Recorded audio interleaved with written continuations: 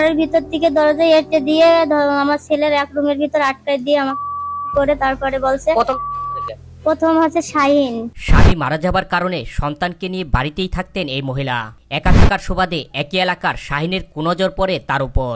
বিভিন্ন সময় শাহিন তাকে খারাপ প্রস্তাব দিতেন। এতে রাজি না হয় বিভিন্নভাবে হেনস্থা করার পায়তারা করে আসছিলেন অভিযুক্ত শাহিন।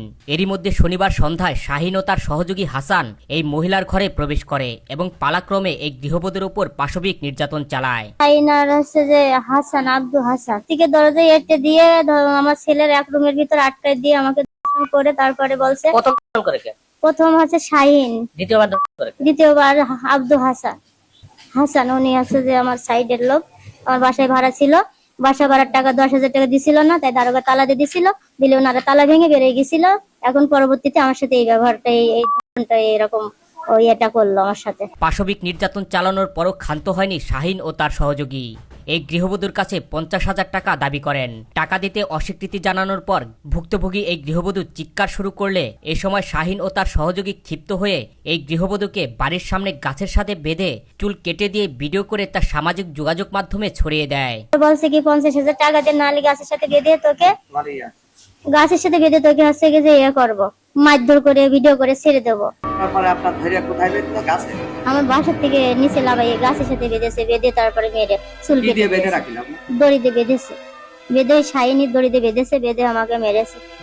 আর মেরেছে রড দিয়ে বাড়ি দিয়েছে, দুটো তিনটে, এখানে একটা বাড়ি দিয়েছে, এখানে একটা বাড়ি দিয়েছে, আর হাতে বাড়ি দিয়েছে। আর তারপরে হচ্ছে চুল কেটে দিয়েছে। তারপরে আমি অজ্ঞান হয়ে গেলে ওখানে পড়ে গেলে মাথায় পানি টানি তেল পানি দিয়ে মহিলারা আমার বাসার ভিতরে হাতাশিং করে থুয়ে গেছিল। সেখান থেকে আমার এই হসপিটালে নিয়ে আসছে। আমি 3 দিনে হসপিটালে আছি। হসপিটালে নিয়ে আসছে কি আপনার?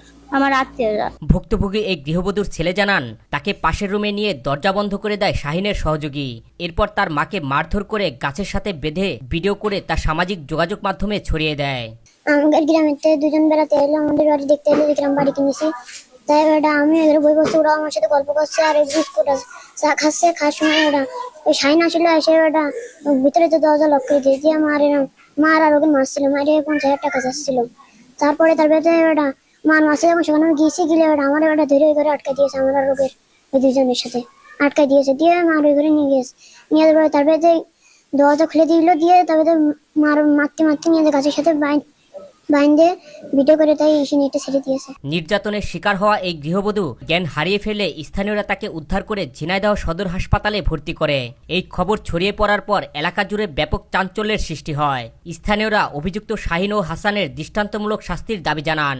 গতকাল একটা নারীর উপরে পৈশাচিক নির্মম নির্যাতন হয়েছে, যেটাই সভ্য সমাজে মেনে নেওয়া যায় না। যারা এরকম কর্মকাণ্ডের সঙ্গে জড়িত, এরকম লোমহর্ষক পৈশাচিক কর্মকাণ্ড যারা সংগঠিত করে, এদেরকে অতি দ্রুত আমার আহ্বান থাকবে আইনের আওতায় এনে এদের কঠিন বিচারের ব্যবস্থা করা হোক। ঝিনাইদহ 250 শয্যা হাসপাতালের তত্ত্বাবধায়ক ডাক্তার মোহাম্মদ মুস্তাফিজুর জানান, প্রথমে এই নারী পাশবিক নির্যাতনের কথা স্বীকার করেনি। পরে ডাক্তারের পরীক্ষার মাধ্যমে জানতে পারি সে হেনস্থার শিকার হয়। হ্যাঁ, রোগীটা গতকাল রাত্রে আনুমানিক 9টার দিকে আসছে। আমি ওই সময় হসপিটালে আসছিলাম, কিন্তু ওই সময়ে এটা যে রেপ হয়েছে এটা সে ওই সময় মহিলা স্বীকার করেনি।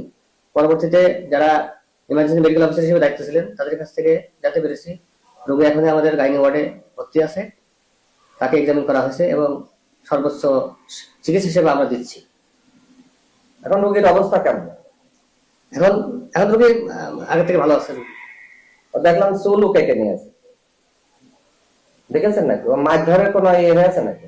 আমি গতকাল যেটা জানতে পারছি যে তার বিভিন্ন জায়গায় আপনার সিগারেটের যে ছ্যাট সেটা দিছে, এতটুকু আমি জানতে পেরেছি।